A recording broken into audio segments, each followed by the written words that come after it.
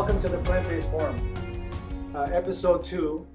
It's called On Target, Building Back My Health Using a Whole Food Plant-Based Diet. We're here at Easttown Pharmacy, and I'm Steve Gavrilos, Canada's plant-based pharmacist, and your host for today's Whole Food Plant-Based Diet podcast. We have a very special guest today. I'm honored to have Jonathan Sciacca here today. He's the owner of JS Fitness Studio in Windsor, Ontario. How are you doing, Jonathan? Very well, Steve. Thank you for having me. Thank you for coming. Really appreciate it. So first, I want to thank you for joining our On Target team, which was formed to help Greg Drouillard, as you know, who's the owner of Target Building Materials. We want to get him back on target to build back his health using a whole food plant-based diet and lifestyle changes. Before we talk about Greg, it's the first chance I've had to meet you in person. We've had a nice conversation before on the phone. And I just want you to tell me about yourself, Jonathan. I don't really know much about you, including what made you adopt a whole food plant-based diet? Absolutely. First off, I want to thank you for having me and for doing what you're doing. I think that most people don't know about this type of lifestyle, and you're bringing a good awareness to most people, and it's important because, again, we talked about short-term, long-term health, and this is one of the biggest things you need to do for yourself. For me, so about 6 years ago, I got to a point in my life where, my work was number one. Obviously, owning a gym, I have to be in the best possible physical, mental shape that you can be in. And I did a lot of research on how to give myself the most possible energy. And this was the way to go. A plant-based lifestyle was the way to go. But the biggest thing for me was digestion.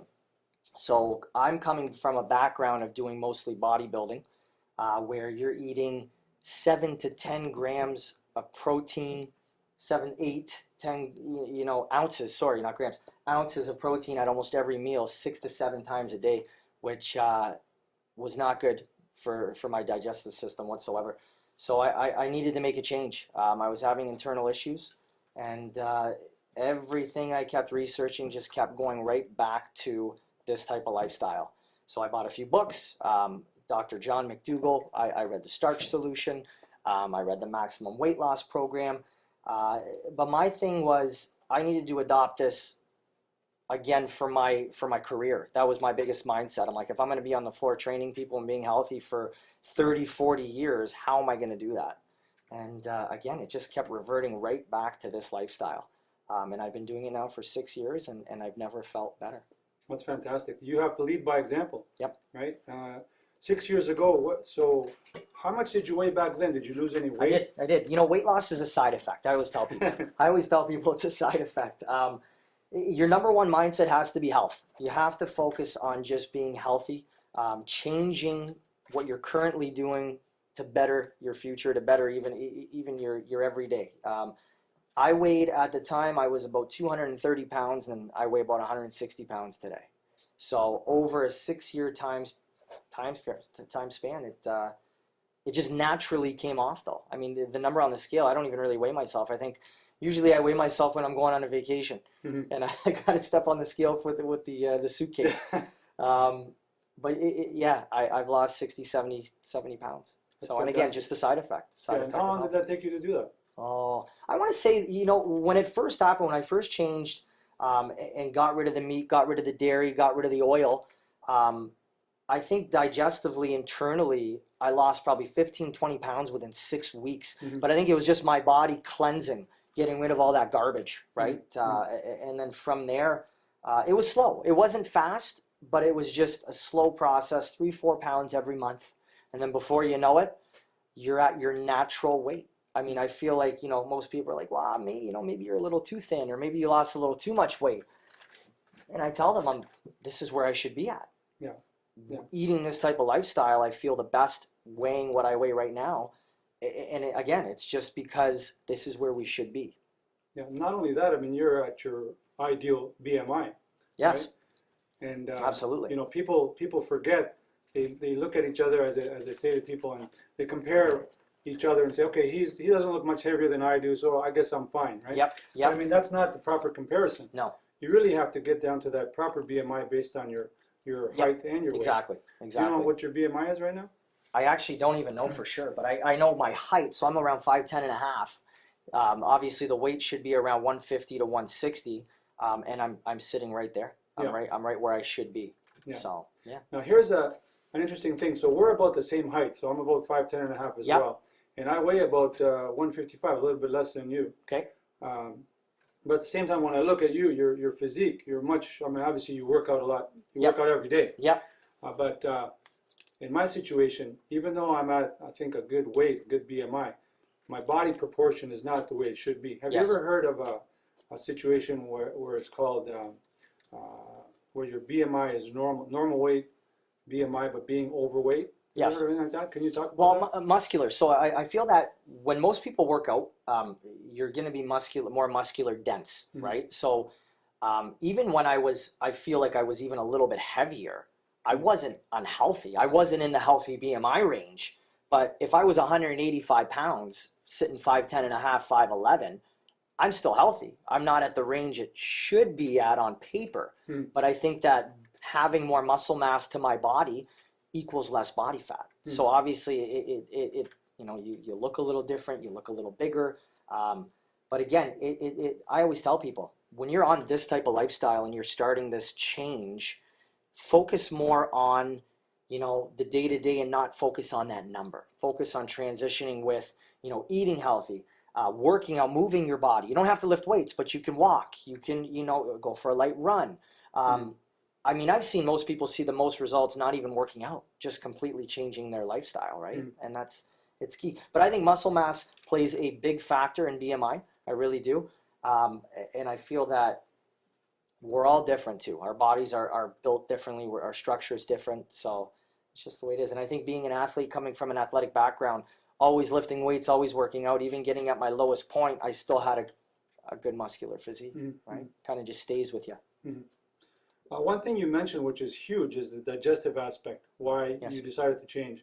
And obviously, you know that the reason why we need to change our food, our diet, is because of the microbiome. Yep. Can you talk a little bit about the microbiome? Well, I think again, in North America, we overeat on protein, on high-fat diets. Your body can't digest that. You can't break it down.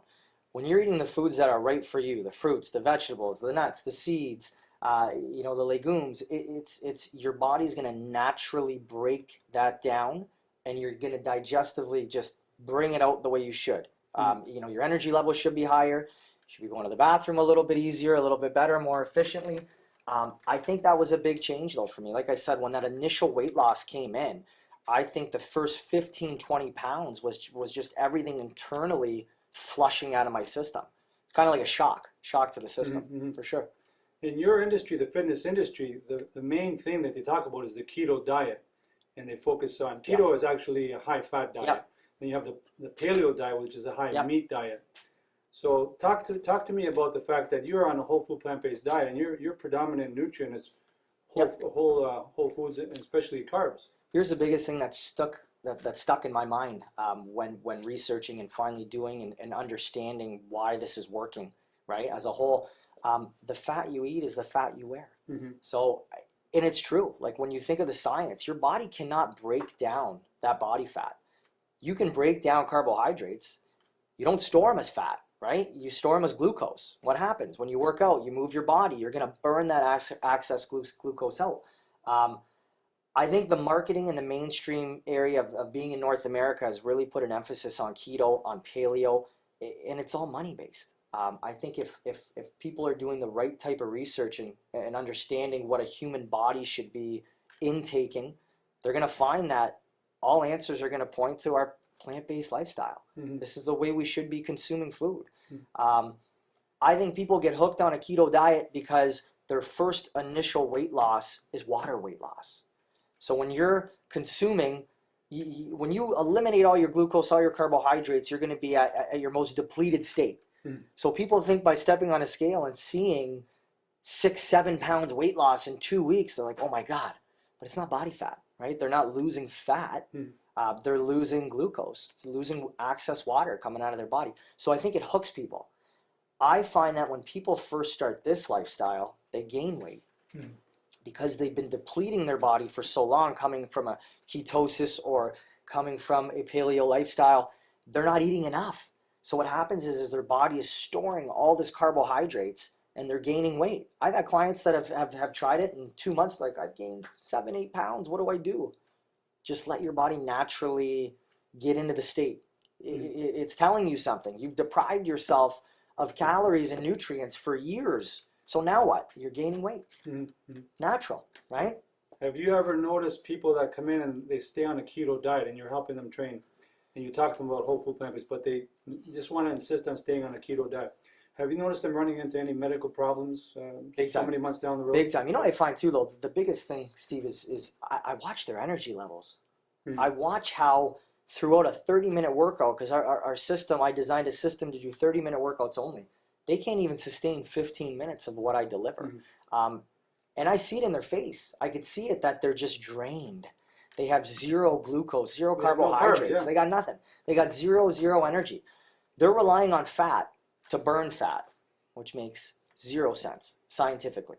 So I find that the people that are on a keto diet or eating a high protein diet, they never see results. They never see results, and they never even get better in the gym. So not even just physical results on a scale or to look at someone, but they just don't get in better shape.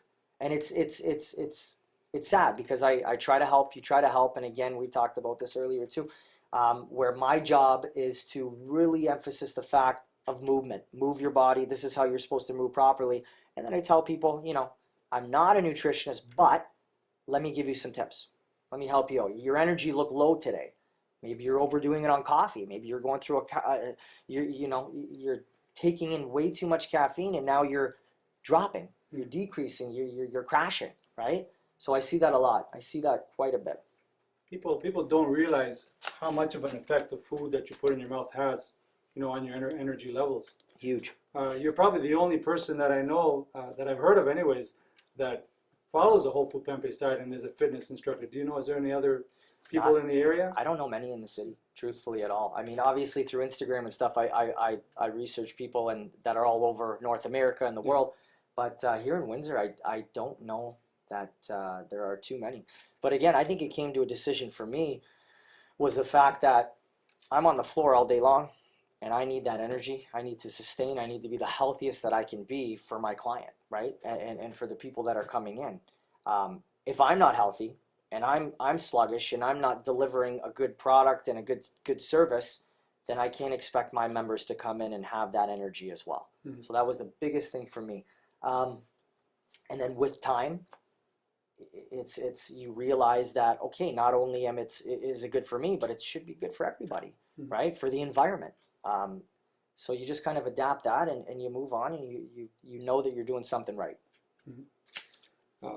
Of course, many people that are into bodybuilding and weightlifting and exercise, they're worried about getting enough protein. Yep.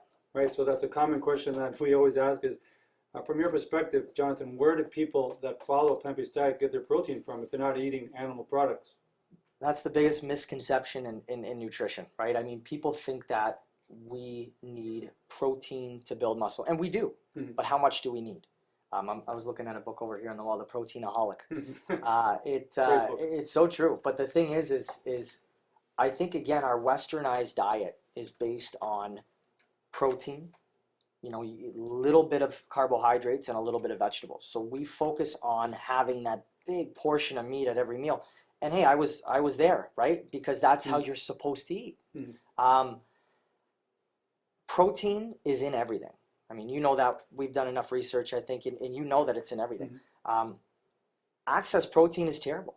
It's not going to allow you to function properly. Again, you want energy in the gym to sustain longer workouts to build muscle.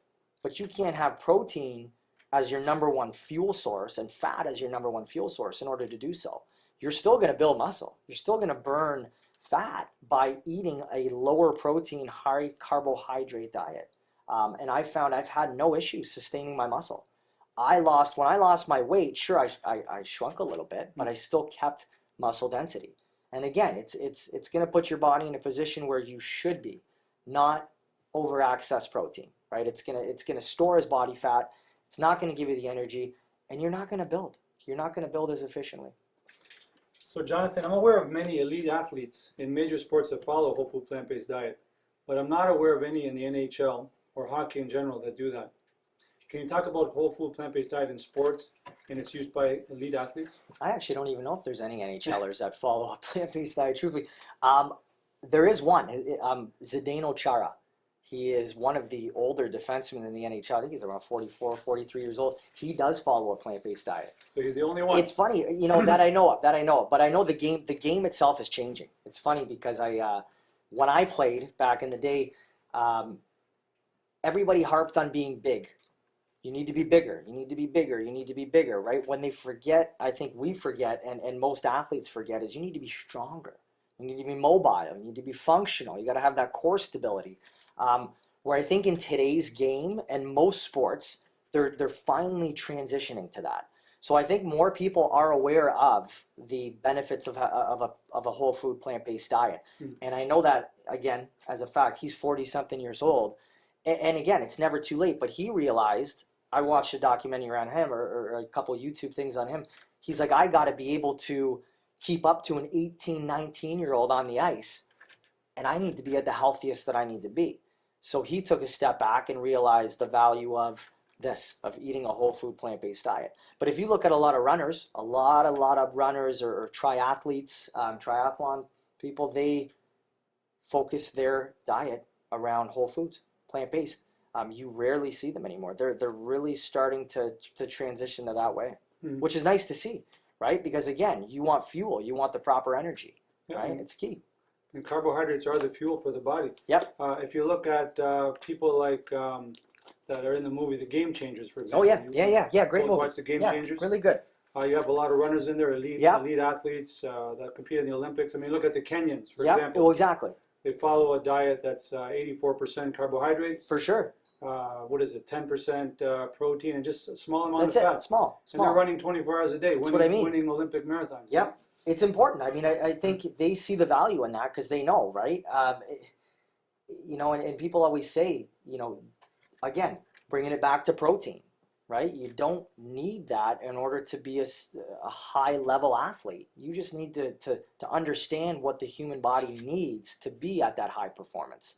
And that's where these athletes understand, right? Which is nice. It's good to see. It's good to see. Yeah. Well, when you look again at the Game Changers, this one fellow, Patrick Baboumian, I'm not sure if I'm pronouncing it. Is that the strongman guy? The strongman. Yeah. I mean, perfect this guy, example. He's a perfect example. He says, they said to him, how are you as strong as an ox when you don't eat meat? And he says, you know what he says? Well, the ox eats grass and barley and all that, Yeah. So let's talk a little bit more about the Game Changers because as we know, as people that have watched it know, it was produced by Arnold Schwarzenegger, by Jackie Chan, by Chris Paul from the NBA. There was some other professional athlete that was involved too. Oh, Novak Djokovic. That's right. He's completely plant-based. And the fellow who starred in it, he was a former military guy, a UFC guy. He injured himself, and he wasn't recovering quickly enough, and so he wanted to see what he could do to expedite his recovery. And somehow he became aware of the strongest men in the world, the strongest people. Who's the strongest people in the world in all of history? Oh my God! Well, the Greeks, the gladiators, the Roman gladiators. Gladiators. That's right. Your heritage, the Roman gladiators. That's why you're so strong. And what did they eat? Right? Barley. They call them the barley men. That's right. Yeah. When they did the dissection of the bones, if anybody hasn't watched The Game Changers, I would strongly recommend you watch it.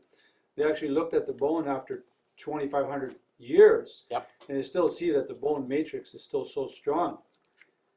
And they were the super athletes at that time. And they barely ate any animal products. They barely ate any animal products, right? That's right. Mainly barley. So today we have all these athletes. Like in the NBA, you talked about being lean as opposed to being big. When you look at the NBA guys, they're all lean right now. They all run like gazelles, And there's many of them that I know of that follow a whole food plant-based diet. Like I mentioned, Chris Paul. I mentioned Kyrie Irving, who got 60 points last week. There's another couple guys. There's Cade Cunningham. I don't know if you follow basketball, from the Detroit Pistons. 18-year-old #1 draft pick. So he's plant-based. Oh, good. There's also a guy in Denver, Michael Porter Jr. This guy, I think he's a raw vegan. He doesn't. Wow, raw from what vegan. I understand, Wow. And in football, Tom Brady. 80% plant-based. And we talked about Novak Djokovic. There's so many athletes who are not worried about where do I get my protein. because as you said, very correctly, it's found in all the food. Yep, it's everywhere. And particularly in legumes, right? Yep. But still, it's found in all the food. Yep, Yeah. there's a little bit of protein in everything. And so people need to realize that, because the problem with today's society is we're infatuated with getting enough protein, That's right. as you mentioned so well. And we really need to get more carbohydrates to have that energy. Yep. Because you were telling me before, and you can tell me now, tell me how your day goes, like what time you start and how long your day is. So I get up at 4:15 every day pretty much, and God bless you. yeah, get up, and thank God I love what I do, and, Yeah. and I'm grateful enough to do what I do, which is good. But I get up in the morning, and most people start their day with a coffee. I usually go hot water. Yeah. Really, like Yeah. I usually do hot water with lemon and just water, and that's how I start my day. And then I'll usually make a nice big shake. I'm a shake guy. I love shake, but Okay. no protein powder. Okay, what do you Zero. put in it? People always ask, what do you put in it? What do you put Yeah. in it? So I usually do mostly fruit, so different kinds. I always buy Okay. different frozen fruit, a little bit of orange juice, a little bit of coconut water. I do dates, and sometimes I even put a little bit of sugar, a little bit of brown sugar, something just to kind of give me a little bit more energy. And it sustains me. It will sustain me for 3-4 hours. Mhm. I got the Vitamix, so I usually fill that whole thing up, and I drink a little bit before I go to the gym, and then I take a little bit to the gym after. But that's how I start pretty much every day. Okay, that's Yep. great. So you start out with a shake, and what's the rest of your day look like? What are you having for lunch, for So dinner, usually for when I'm at snacks? home, it's usually either some kind of stir fry, or I love soups. Soups are Yeah. usually big. So, but I put everything in it. I put all veggies, all potatoes, rice, beans. Everything is in one. And I mean, when I eat, I think, and what people don't understand is you need to eat more on this lifestyle. I don't count calories. Mhm. I eat till I'm satisfied and I feel good. I mean, I have a bowl. It almost looks like a salad bowl full of soup. Yeah. And I usually have that at lunch, or if it's a stir fry, same thing. And then at night, it varies. At night, depending on, so my wife is also plant-based. So Okay. so that helps, right? When Helps when a lot, both are. We like to do a lot of baked potatoes. We do stuff like that. Air fryer, we have an air fryer. So we'll do air fried potatoes or veggies. I love putting veggies in the air fryer. So we do lots of that stuff. I mean, simple, right? Like we talked about earlier. I have all these books, just like you do. But sometimes you just need to take it back to the basics so that you're not overwhelmed. I find that people just become overwhelmed, and that deteriorates them from this lifestyle.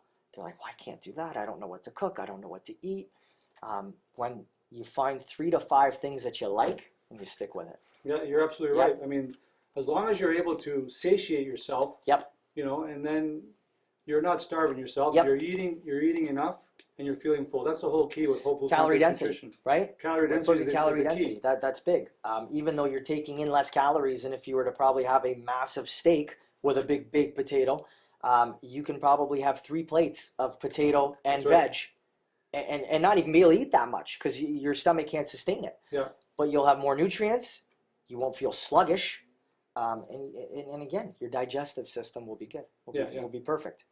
Yeah, people don't realize that actually animal products really have no nutrients. Zero. Like, there's no Yes. fiber in there. There's no Yep. carbohydrates to give energy. That's why after you Yep. eat a steak, Yep. you're actually lying down on the couch waiting, to get your energy back. Yep. Because you're having no carbohydrates. I find that if I go out and have we'll call it a cheat meal or an earned meal, if I go to a restaurant and it has way too much oil, Yes. I could barely eat it now. Like I've gotten to the point where I need to almost prep 99% of my food because it's very, very hard to go out and eat. And even if I'm eating plant-based, right? Because I haven't deviated. I've been plant-based now for 6 years.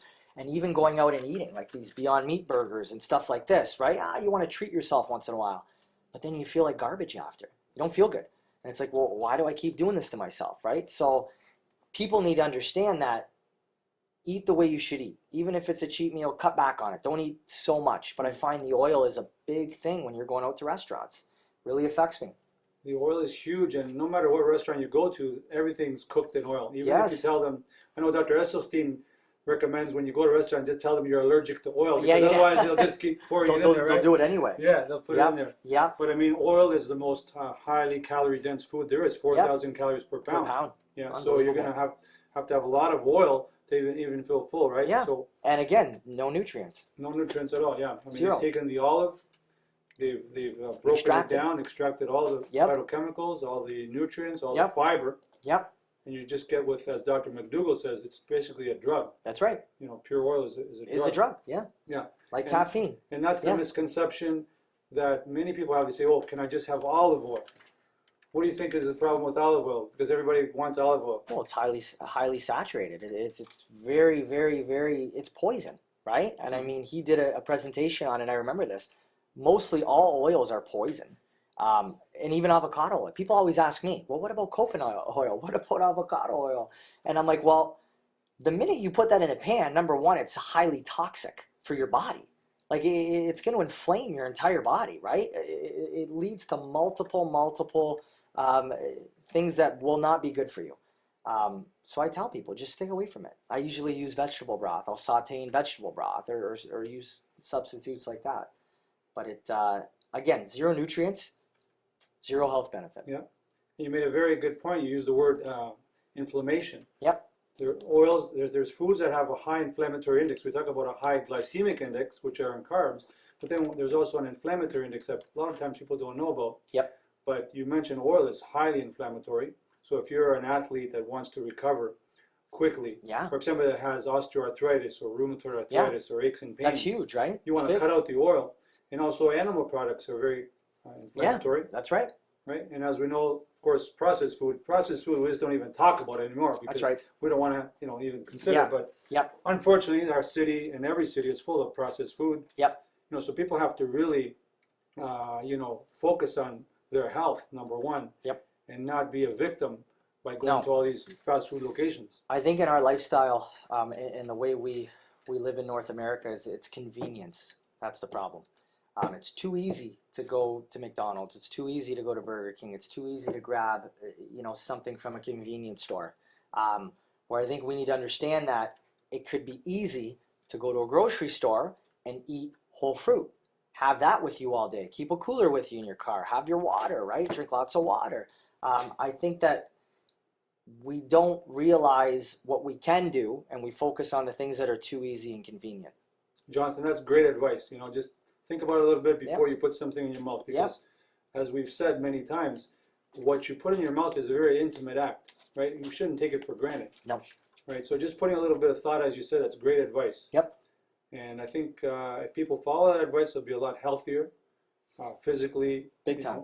They'll increase their lifespan, prevent medical conditions. So that's fantastic. Yep. Jonathan, I want to touch a bit about olive oil. Talk about it a little bit more, because you used a pretty strong word there called toxic. And, for me being a Greek background, you Italian background, I mean, we're going to have a lot of flack from our communities here because everybody loves olive oil. Describe how you believe it's toxic. Well, I think the word we just kind of talked about, toxicity in the body, is when it brings it to a certain heat, when it's in a pan or cooking. What is it called? It's called toxic free radicals. That's right. Yeah. So, I mean, it's breaking it down even more when it's already a processed food to begin with. I think a cool thing, what I saw was a visual graph once where it showed when your body intakes olive oil and carbohydrates at the same time, your bloodstream becomes so slow. Everything just doesn't move. It's slow, right? And I think that causes a lot of people to become inflamed, right? Inflammatory issues. If you have inflammatory issues, again, it's not a natural occurring nutrient, because it's not a nutrient, right? It's processed. It's highly processed. And again, the Italians, the Greeks, they think olive oil is healthy for you, when realistically it's an artery clogger. It really is. Absolutely. The reason why they say that it's healthy for you is because actually the Mediterranean diet involves having vegetables, so that when you add the olive oil, and at least the vegetables are the one that are giving you the health benefits. That's right. To counterbalance the toxic effects of the olive oil. And what's slowing down in your bloodstream, right, is adding the vegetables with the olive oil. Exactly, right? Exactly. And the problem with olive oil is, as you touched on, is that it can lead to fatty streaks in the coronary arteries. It can also lead them throughout the body, keratids in the brain. And it's basically the foundation of atherosclerosis down the road. Yep. Not just olive oil, but any kind of oils, any kind of animal fats, saturated fats. Yep. All those things make it sticky inside, so that the blood is not flowing smoothly throughout your coronary arteries. Yep. And that's been shown actually by Dr. Esselstyn, who's halted and actually reversed heart disease in patients that were deathly ill. Yep. Not only did he cut out the animal products and the dairy, but he also cut out the oil. Yep. And they miraculously, because people look at it as miraculously, but they've become better and they've lived a long life without many cardiac events. Now, in my research and knowledge, it doesn't have any nutrients, any minerals, any vitamins in it. So realistically, you're adding fat, heavy calories on top of nutrient-dense foods, right? Which, I mean, it's common sense too, right? I mean, science says it, but common sense is, why are we adding all this fat on top of what should be health? And that's where it gets risky for people, right? What they don't understand. And yes, I think the mainstream marketing in our society and over time, it's a selling feature, right? Olive oil's healthy, oil's healthy. But look at milk, dairy, meat, the meat industries. How many years have they been tricking people with commercials and making people understand that milk will make your bones healthier, right? Where realistically, you look at an almond milk, it's got 50% more calcium than real milk, That's right. whole milk, right? So you don't need it. And that's bringing it back to oils, olive oils, avocado, coconut oil. Your body doesn't need it. It's not a nutrient. Why give it? You're right. And so where would you suggest, Jonathan, that people do get their important fats?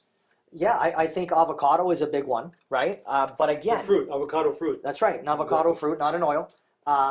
But again, you don't need much, right? Because when you look at the 80-10-10 diet, I mean, your body doesn't need fats to be healthy, a lot of fats. Because again, just like protein, fat is in everything. Yeah. It really is. Expand on that 80-10-10 so our viewers can Yes. understand. So what that's 80% about. carbohydrate, 10% fat, 10% protein. That is the best possible ratio, macronutrient ratio that you should be following as an athlete, as a person, to just give your body the best opportunity to be at its healthiest point, right? Because glucose is going to burn, your body's going to burn it off. It's not going to store it as fat. But if you have, 80% protein and 20% fat or less than carbohydrate, then you're in for some trouble. You're in for trouble, right?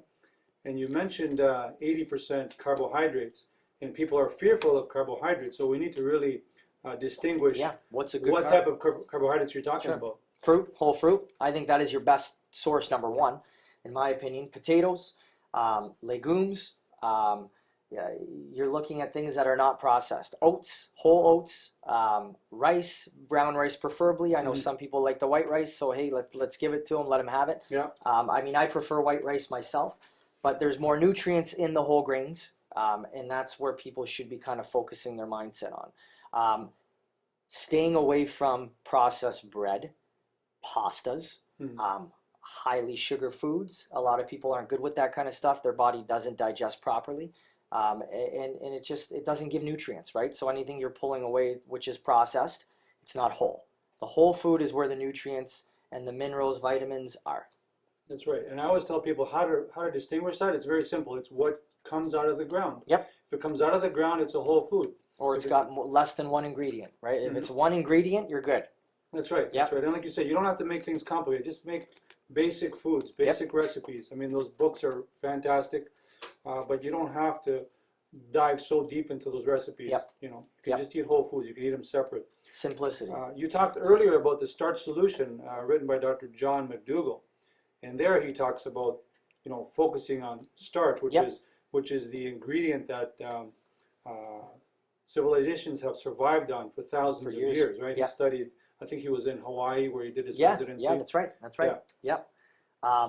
Really neat book. If you don't have a chance to read it, grab a copy of it. But I found that book really relates to carbs, right? It really breaks down what the good carb is, what the bad carb is, and it tells people the science behind the carbohydrate, what is going to give you the best possible chance to be at your best peak of fitness and life and in your mind and everything. I feel like he really breaks it down as a whole. Again, I think he was working at a sugar plantation, and he was seeing the generations of the, I think it was Asians that were coming in and they were working, and he would see the 80, 90-year-olds that were slim and lean and healthy. And then you had your younger generation that was adopting a westernized diet and became unhealthy. And it just broke it down. Science is there, and he figured it out. That was what was going on. Jonathan, I want to talk to you about a popular fad, let's say. It's called intermittent fasting, where people have a window where they eat and then another window where they don't eat. Mm-hmm. Can you talk about that? Yeah.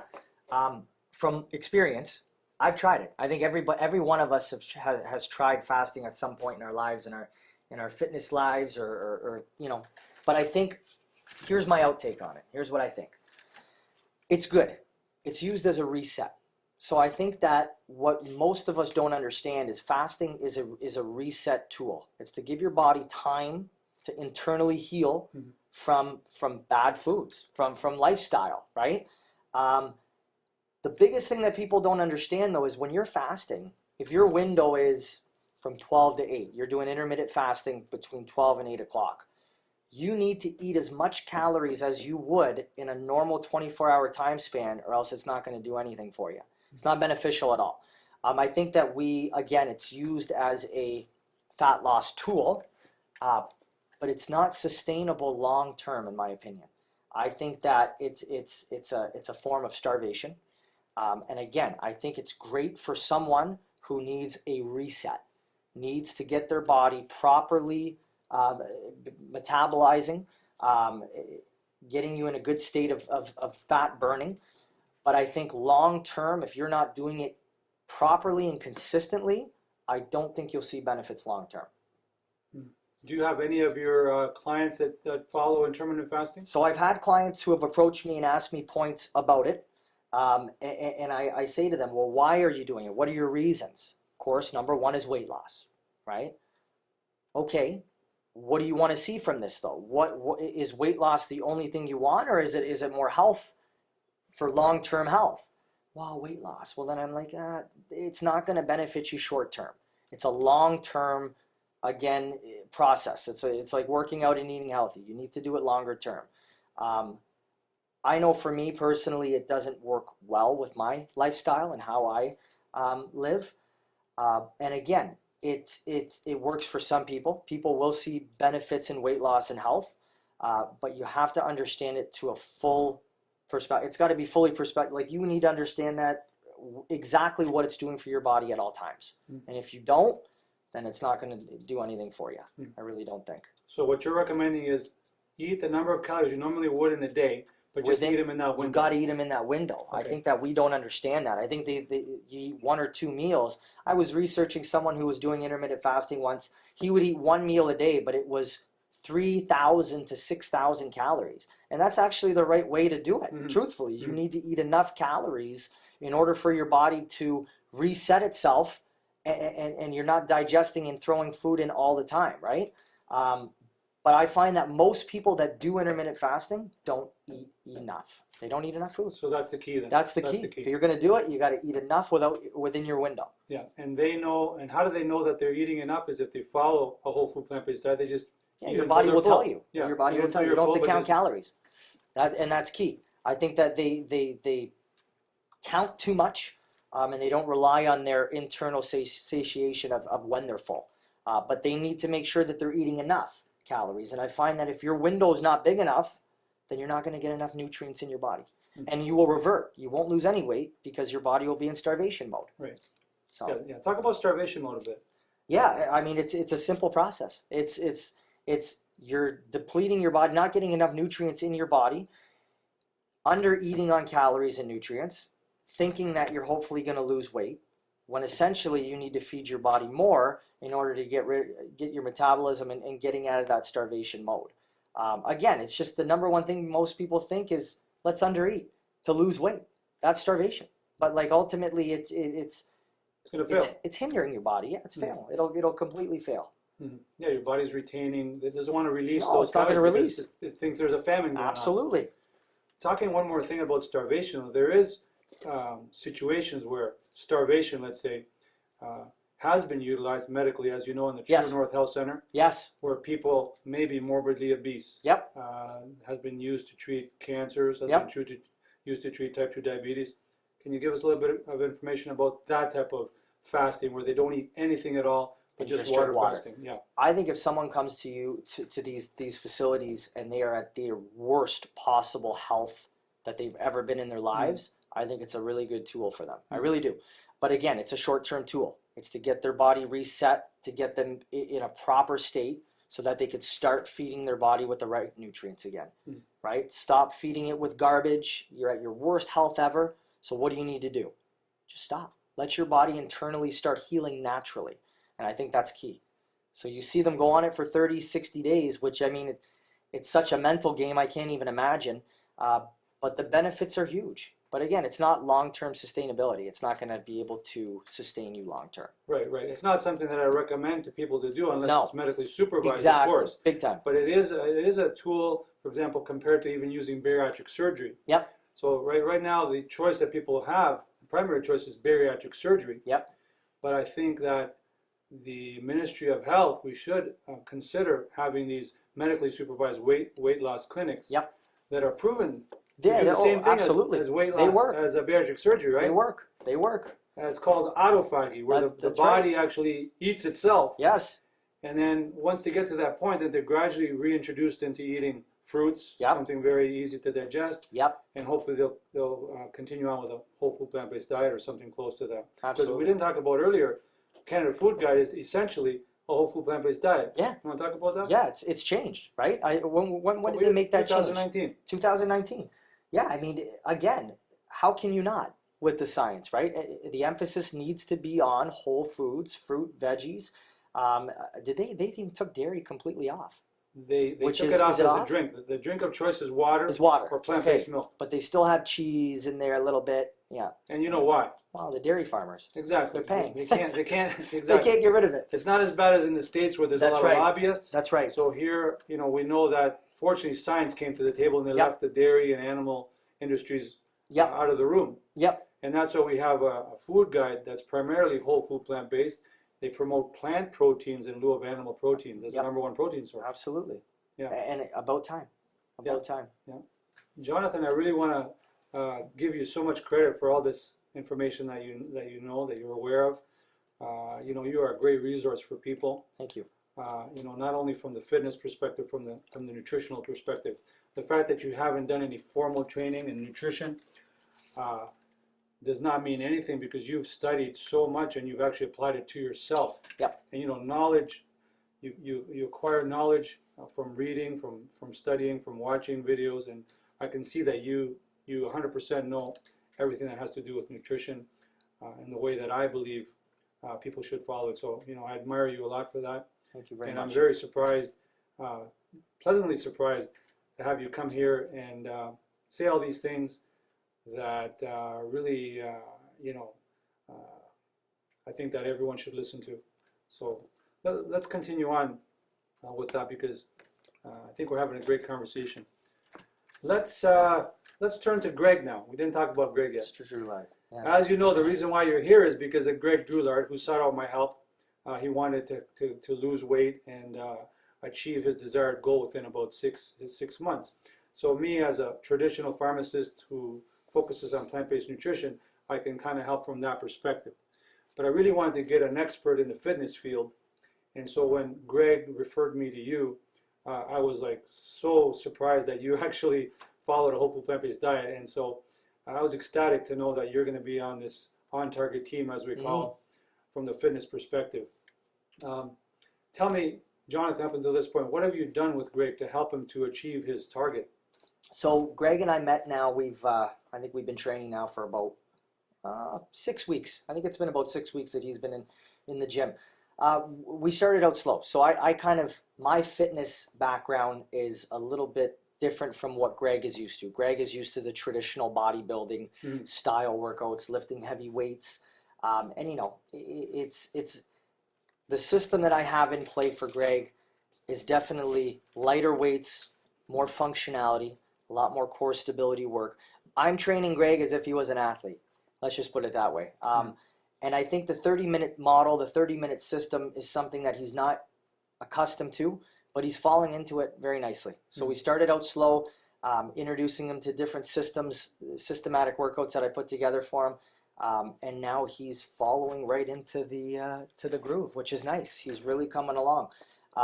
He's always talking to me about weight loss and about getting to that goal, and I just said, you got to stay on path. Take it one day at a time. Just do everything that you need to do, and you're going to get there.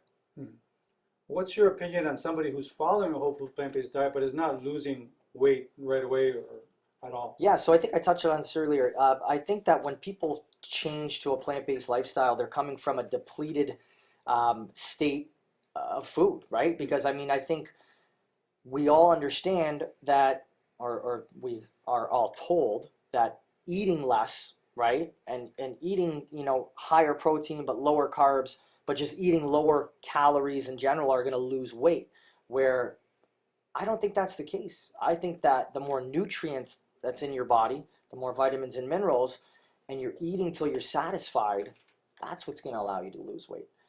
Just being at the healthiest you can, again, getting to your normal, natural state. So I think with Greg, he's coming from a background of, you know, eating the bodybuilding traditional diet to lose weight, where now we have a different approach. So he's understanding that approach finally, and I think it's just going to take some time, but he's got to let time be his friend. That's what I told him. Yeah, yeah.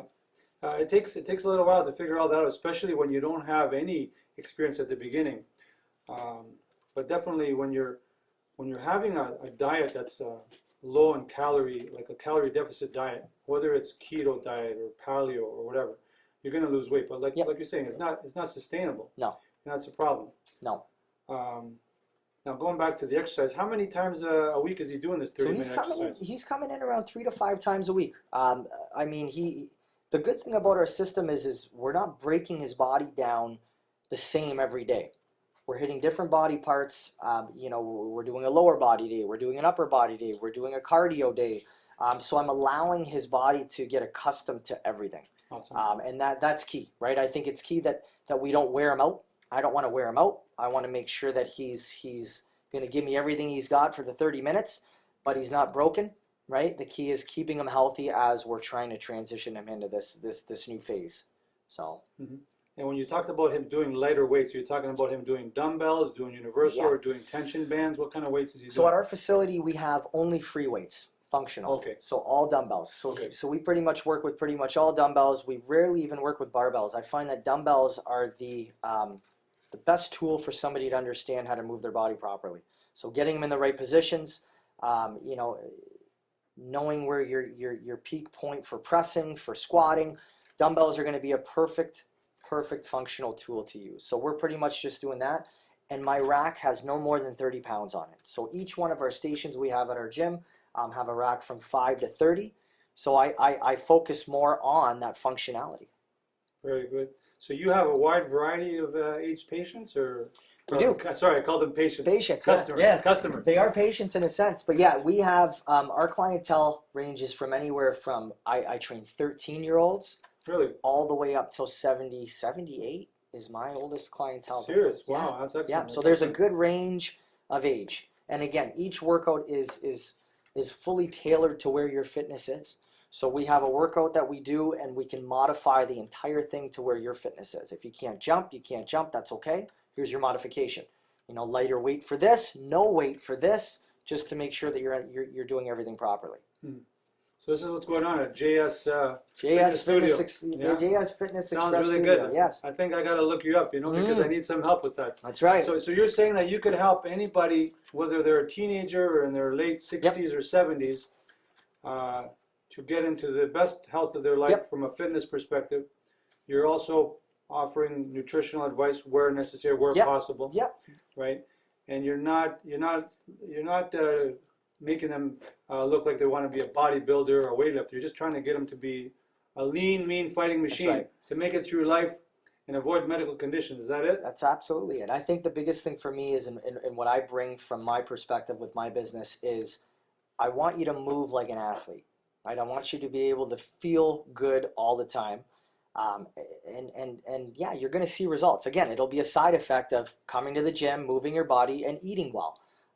So I think the biggest key is, and the biggest misconception for most gyms and most smaller gyms like mine is it's bodybuilding style, where I'm totally not into that bodybuilding style gym. Mm-hmm, mm-hmm. So for the viewers out there, what would you recommend if they weren't able to make it to the gym?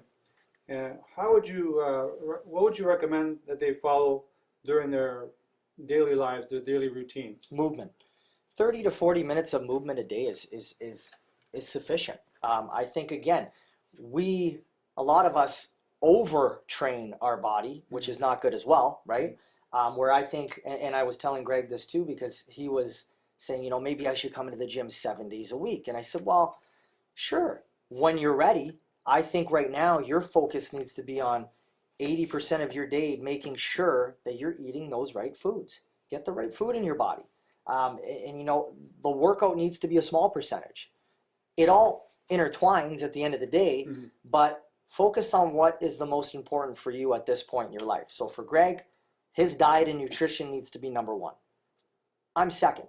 And you know, even though I'm a business owner and I'm supposed to say, no, he needs to come every day, I'm not selling that. I'm selling an all-around health, right? And I think that Greg is understanding that now, which is good, right? Because we only do 30-minute sessions and he's used to doing 2-3 hours of working out. But I think an average person, if you can move your body 30 to 40 to 45 minutes a day, walking and eating really well, that's all you need. That's all you need. That's excellent advice, Jonathan, because you know most of the gyms, as you know, they promote working out like crazy. Yep. To get in the best health that you can. But you're saying something different. You're saying focus on 80% of your effort should be on eating. On diet. What you're eating. Yep, absolutely. Yeah. Big time.